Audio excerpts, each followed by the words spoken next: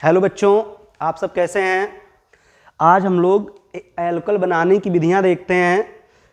हम लोगों ने कल क्लोरोफार्म और उसके पहले क्लोरोबेंजीन को पढ़ा है। उसी सीरीज में आज हम लोग एल्कोहल बनाने की विधियां देखते हैं। तो एल्कोहल बनाने की सबसे पहली विधि है एल्किल हैलाइड से। हम लोग एल्किल हैलाइड से एल्कोहल को कैसे बनाते हैं, तो एल्किल हैलाइड यानी कि RX पे सबसे पहले हम लोग क्रिया NaOH की करते हैं।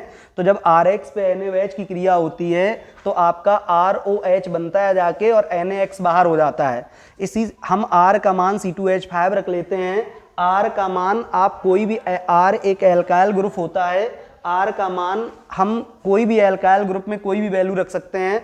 जैसे R की वैल्यू हम लोग CH3 रख सकते हैं, C2H5 रख सकते हैं, C3H7 रख सकते हैं। कहने का मतलब ये है कि हम जितने कार्बन रखेंगे उसके दुगने से एक ज़्यादा H कर देते हैं। तो जितने कार्बन होंगे, जैसे कार्बन 1 है, 1 का दूना 2, 2 से 1 ज़्यादा 3, यानी कि कार्बन के दुगने से एक ज़्यादा हाइड्रोजन कर देते हैं। अगर हमने कार्बन 2 रखे हैं तो 2 का दूना 4, 4 से 1 ज़्यादा 5, यानी कि एल्काइल ग्रुप की वो सभी वैल्यू होंगी जिसमें हाइड्रोजन की जो संख्या होगी वो कार्बन के दुगने से 2 ज़्यादा होगी। तो हमने ROH बनाने की जो सबसे पहली विधि ली है, इसमें हमने एल्किल हैलाइड यानी RX पे NaOH की क्रिया की है, जिससे आपका एल्कोहल बनता है जाके। फिर हमने R का मान C2H5 रख लिया, जबकि X का मान Br रखा है। हम लोग X की जगह FCl Bri कोई भी हैलोजन की वैल्यू रख सकते हैं। अब हम लोग एल्किल हैलाइड बनाने की दूसरी विधि देखते हैं ईथर से। ईथर का जनरल फार्मूला होता है ROR। अगर हम लोग ROR का जल अपघटन कराते हैं, मतलब ROR पर HOH की क्रिया कराते हैं तनु H2SO4 की प्रेजेंस में, तो इसमें आपका एल्कोहल, इसमें एल्कोहल के दोनों अणु बनते हैं जाके। यहाँ R और R डैश का मतलब होता है कि R के जो दोनों मान हैं वो दोनों मान अलग हैं। कहने का मतलब है कि एक R की जगह हम लोग CH3 रख सकते हैं, जबकि दूसरी R की जगह हम लोग C2H5 रख सकते हैं। या हम एक R की जगह C3H7 रख सकते हैं, जबकि दूसरी R की जगह हम C2H5 रख सकते हैं। दोनों R के मान बदलकर रख सकते हैं। तो ROR पर या ROR डैश पर जब हम HOH की क्रिया कराते हैं तब इसमें ROH और R डैश OH बनता है, यानी कि एल्कोहल के 2 अणु बनते हैं। फिर हम लोग R का मान रख लेते हैं, एक R का मान रखते हैं CH3, जबकि दूसरे R का मान रखते हैं C2H5। हम आपको बता चुके हैं कि R डैश की वो प्रत्येक वैल्यू होती है जिसमें हाइड्रोजन की जो संख्या होती है वो कार्बन के दुगने से एक ज़्यादा होती है। अब हमने यहाँ पर R का मान रख लिया CH3, R डैश का मान रख लिया C2H5, तो इसका नाम हो गया एथिल मेथिल ईथर। अब इसमें जो बनेगा जाके, तो इसमें 2 एल्कोहल बनते हैं, एक बनता है जाके मेथिल एल्कोहल, जबकि दूसरा बनता है जाके एथिल एल्कोहल। तो एथिल एल्कोहल बनाने की ये 2 विधियां हो गई, एक एल्किल हैलाइड से और दूसरी हो गई ईथर से। तीसरी विधि हम लोग लेते हैं एस्टर से। अगर एस्टर का भी हम लोग हाइड्रोलिसिस यानी कि जल अपघटन करते हैं तो एस्टर के हाइड्रोलिसिस से हमें कार्बोक्सिलिक अम्ल और एल्कोहल प्राप्त होता है। अच्छा, ये जल अपघटन जो होता है ये अम्ल या क्षार की प्रेजेंस में होता है। H+ अम्ल की प्रेजेंस को शो करता है, जबकि OH- क्षार की प्रेजेंस को शो करता है। तो अगर एस्टर का हाइड्रोलिसिस कराते हैं तो एस्टर के हाइड्रोलिसिस से जो मिलेगा वो कार्बोक्सिलिक अम्ल और आपका एल्कोहल मिलता है जाके। तो यहाँ पर R का मान हम CH3 रख लेते हैं और R डैश का मान जो रख लेते हैं ये C2H5 रख लेते हैं। तो ये फार्मूला है एथिल एसीटेट का। और यहाँ पर जो मिले R का मान CH3 रखा, R का मान CH3 है, तो ये बेटा R का मान CH3 हो गया। तो ये जो मिलता है ये एसीटेक अम्ल होता है, जबकि R डैश का मान हम लोग रख लेते हैं C2H5। तो ये फार्मूला मिलता है एथिल एल्कोहल का। तो यहां पर हमने देखा कि एल्कोहल बनाने की हम लोगों ने 3 विधियां ले ली हैं। एक विधि ले ली एल्किल हैलाइड से, दूसरी ले ली ईथर से, तीसरी एस्टर से। एल्किल हैलाइड पर NaOH की क्रिया से आप एल्कोहल बना सकते हो, ईथर के हाइड्रोलिसिस से बना सकते हो, जबकि एस्टर के भी हाइड्रोलिसिस से बना सकते हो। और हमने आपको बताया है कि R की जो वैल्यू होगी वो आप कोई भी वैल्यू रख सकते हो, लेकिन उसमें हाइड्रोजन की जो संख्या होनी चाहिए वो कार्बन के दुगने से एक ज़्यादा होनी चाहिए, कार्बन के दुगने से एक ज़्यादा होनी चाहिए। जबकि X की जो वैल्यू होनी चाहिए, X की वैल्यू आपकी FCl Bri, यानी कि हैलोजन फैमिली का कोई भी तत्व हो सकता है, सप्तम वर्ग, या हम इसको 17 वर्ग बोल सकते हैं। तो इस हैलोजन वर्ग X की जगह हम लोग हैलोजन वर्ग का कोई भी तत्व रख सकते हैं। तो ये एल्कोहल बनाने की 3 विधियां हो गई, एल्किल, हैलाइड, ईथर, एरेस्टर से। इसी की एल्कोहल बनाने की एक सबसे इंपॉर्टेंट विधि हम लोग अभी लेंगे। उस विधि का नाम है कि कार्बोनिल यौगिक, यानी कि हम लोग कार्बोनिल यौगिक पे ग्रिग्नार्ड अपकर्मक की क्रिया द्वारा एल्कोहल को कैसे बना सकते हैं, तो उसी को हम लोग देखेंगे। आप इसका स्क्रीनशॉट लीजिए, आगे फिर हम बता रहे हैं।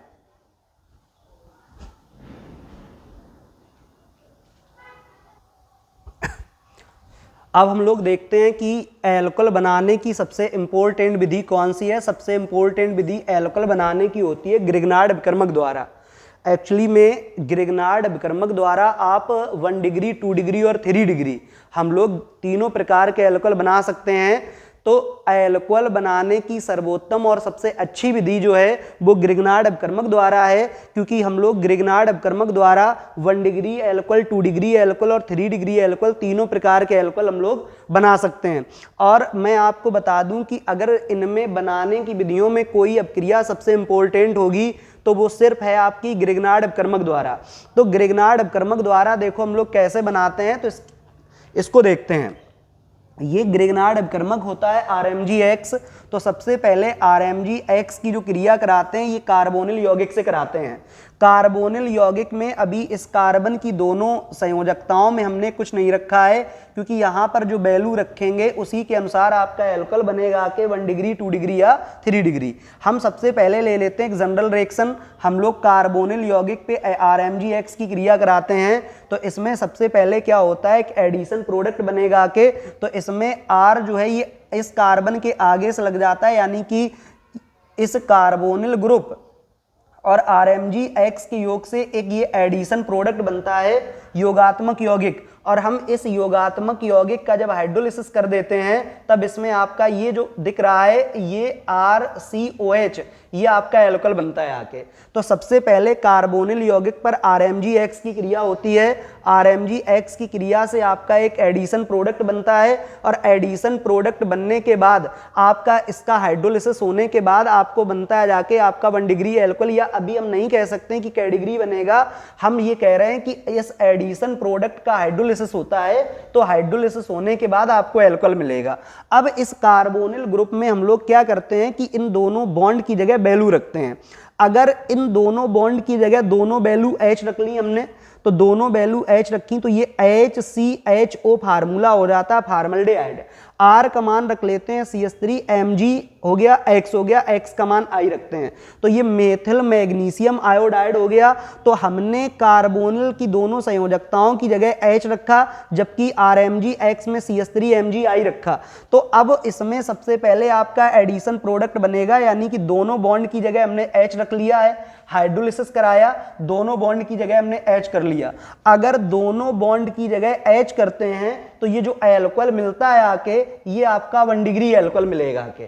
जब हम कार्बोनिल समूह की दोनों संयोजकताओं की जगह दोनों H रख लेते हैं तो कौन सा एल्कोहल मिलेगा आके, एल्कोहल मिलता है आके आपका 1 डिग्री।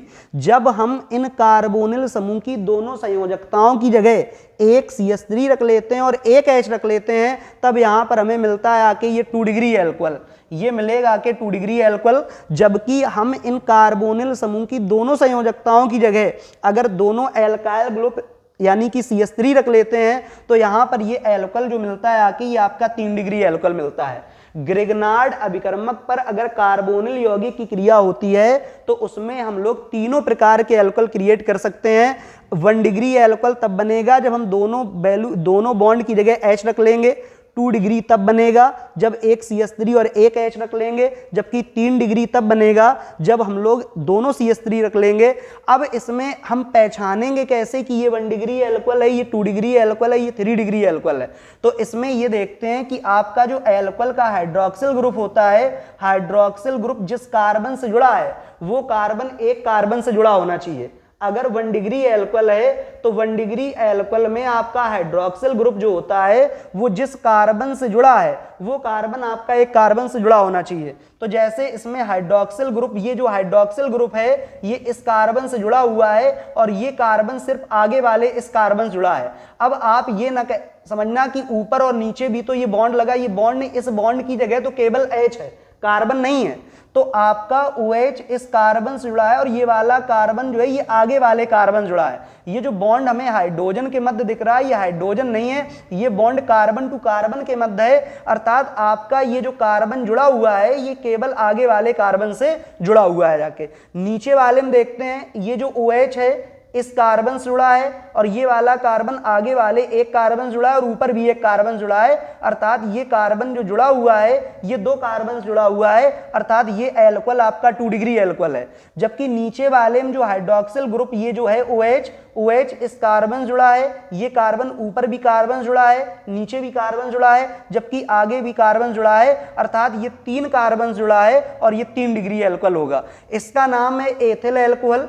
इसको ये अगर मैं पूरा सबमिट कर दूं तो ये C2H5OH है, यानी कि ये जो 1 डिग्री एल्कोहल बन रहा है ये एथिल एल्कोहल है। जबकि अगर मैं 2 डिग्री एल्कोहल की बात करूं तो ये आइसोप्रोपिल एल्कोहल है। इसको अगर हम देखें तो इसका नाम है आइसोप्रोपिल एल्कोहल। जबकि ये 3 डिग्री जो एल्कोहल है इसका नाम है तृतीयक ब्यूटिल एल्कोहल। तो हम लोग ग्रिग्नार्ड अपकर्मक द्वारा तीनों प्रकार के एल्कोहल बना सकते हैं, 1 डिग्री, 2 डिग्री और 3 डिग्री। लेकिन मैं आपको बता दूं कि 1 डिग्री एल्कोहल तब बनेगा जब कार्बोनिल समूह की दोनों संयोजकताओं की जगह हम लोग H रखेंगे तो 1 डिग्री बनेगा।